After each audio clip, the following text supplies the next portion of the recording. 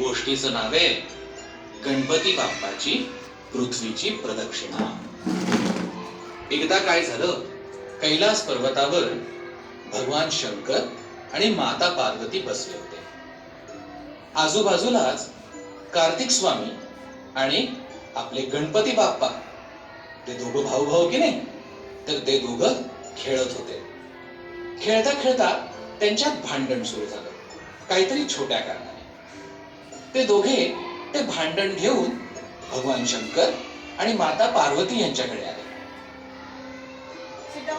कार्तिक स्वामी म्हणाले, आई हा बघ ना ग, हा बघ ना, मला अजिबात खेळू देत नाहीये, बघ किती खोड्या काढतो माझ्या.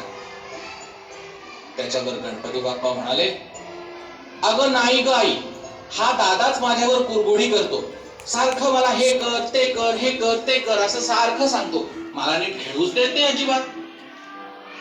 असा दोघांचा भांडणाचा सूर ऐकून भगवान शंकर आणि माता पार्वती एकमेकांकडे बघून हसले आणि त्यांनी लहान मुलांची समजूत काढावी या दृष्टीने एक गंमत केली.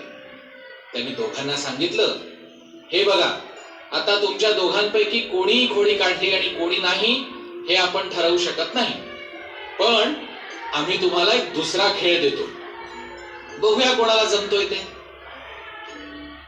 ते दोघंही आई बाबांचा नवीन खेळ ऐकण्यासाठी सरसावले. भगवान शंकर म्हणाले, हे बघा मुलांना, पृथ्वी प्रदक्षिणा करायला खूप वेळ लागतो. तुमच्यापैकी जो पहिला पृथ्वी प्रदक्षिणा पूर्ण करेल तो खरा. काय तयारी आहे तुमची? दोघही लहान मुलांना मजा वाटली. देवांचीच मुलं ती पृथ्वी प्रदक्षिणा करायला दोघेही तयार झाले आणि कार्तिक स्वामी त्यांच्या वाहनावर म्हणजे मोरावर स्वार देखील झाले. आई बाबा, मी या गणपतीला हरवून लगेच येतो बघा पृथ्वी प्रदक्षिणा करून, असं म्हणून कार्तिक स्वामी निघाले सुद्धा. आपले गणपती बाप्पा मात्र इकडे तिकडे बघत राहिले.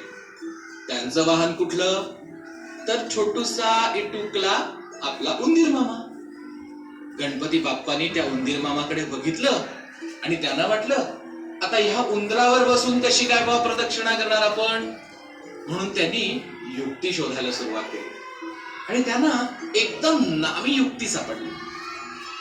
त्यांनी काय केलं, ते भगवान शंकर आणि माता पार्वती जिकडे बसले होते ना, तिथे त्यांच्या समोर आले आणि त्यांना अगदी वाकून मनोभावे नमस्कार केला आणि मग डाव्या हाताने सुरुवात करून त्यांच्या भोवती एक पूर्ण प्रदक्षिणा घातली, हात जोडून बरं का ती सुद्धा. आणि प्रदक्षिणा पूर्ण झाल्यानंतर पुन्हा एकदा त्यांना साष्टांग नमस्कार घातला. तुम्हाला माहितीये का साष्टांग नमस्कार म्हणजे काय? म्हणजे कपाळ, नाक, छाती, हात, पाय, गुडघे असे 8 अंग जे आहेत ती जेव्हा जमिनीला टेकतात आणि नमस्कार केला जातो तेव्हा त्याला म्हणतात साष्टांग नमस्कार. तर असा साष्टांग नमस्कार आपल्या गणपती बाप्पांनी भगवान शंकर आणि माता पार्वतींना घातला आणि ते तिथेच उभे राहिले. माता पार्वती आणि पिता शंकर महादेव आश्चर्याने त्यांच्याकडे बघायला लागले की हा पृथ्वी प्रदक्षिणेला का जात नाही.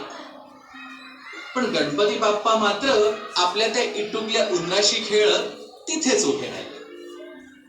थोड्या वेळाने कार्तिक स्वामी त्यांच्या मोराच्या वाहनावरून संपूर्ण पृथ्वी प्रदक्षिणा करून परत आले सुद्धा आणि येतात आणि पाहतात तो काय, गणपती बाप्पा तिथेच उभे. त्यांना वाटलं, वाह, आज आपण जिंकलो, असं म्हणून ते भगवान शंकर आणि माता पार्वती यांच्या समोर येऊन उभे राहिले आणि म्हणाले, आई बाबा, बघा बघा मी जिंकलो की नाही, खरंय की नाही मी जिंकलोय. यावर माता पार्वती आणि भगवान शंकर कार्तिक स्वामींना जिंकला असं सांगणार इतक्यात आपले गणपती बाप्पा पुढे आले आणि म्हणाले, थांबा थांबा. सगळेजण त्यांच्याकडे बघायलाच लागले.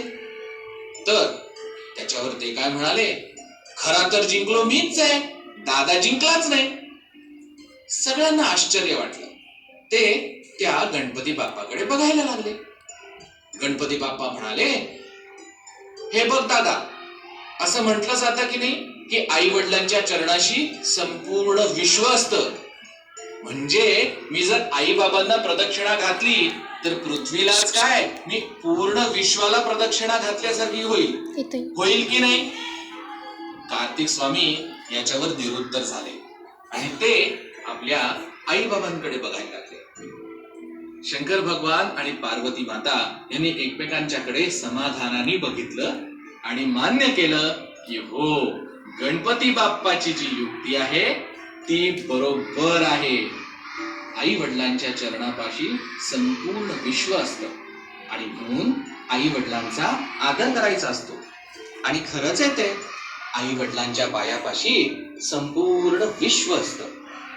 तेव्हा मुलांनो, ह्याच्यात आपल्याला दोन गोष्टी लक्षात येतात बरं का.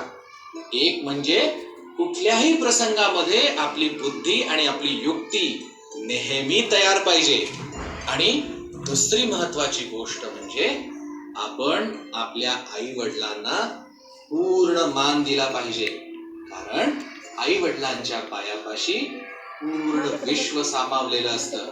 म्हणजेच आपले आई वडील हे आपल्यासाठी नेहमी आदरणीय असतात. तेव्हा आई वडिलांचं ऐकणं, त्यांनी सांगितलेल्या चांगल्या गोष्टी पाळणं हे प्रत्येक मुलाचं काम असतं. आहे की नाही गंमत? गणपती बाप्पांनी दिली की नाही शिकवण आपल्याला?